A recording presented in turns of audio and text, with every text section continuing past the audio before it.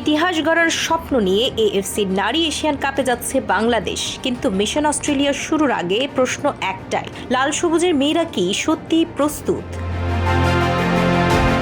20 ফেব্রুয়ারি সিডনির পথে উড়াল দিবে দল, অথচ মূল টুর্নামেন্টের আগে আছে মাত্র একটি প্রস্তুতি ম্যাচ।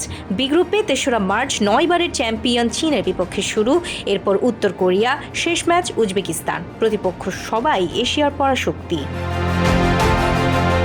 যোগ্যতা অর্জনের পর উচ্চাভিলাষী পরিকল্পনার কথা শোনা গেলেও বাস্তবে হয়েছে মাত্র 4টি আন্তর্জাতিক ম্যাচ আয়োজনের, আর 4টিতেই হার।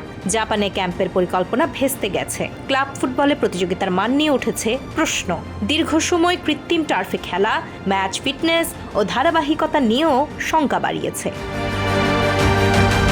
অন্যদিকে ভারত তুরস্কে 6টি প্রস্তুতি ম্যাচ খেলেছে। উজবেকিস্তান পেয়েছে আন্তর্জাতিক লড়াইয়ের অভিজ্ঞতা। সেই তুলনায় বাংলাদেশের প্রস্তুতি অনেকটাই সীমিত থেকেছে।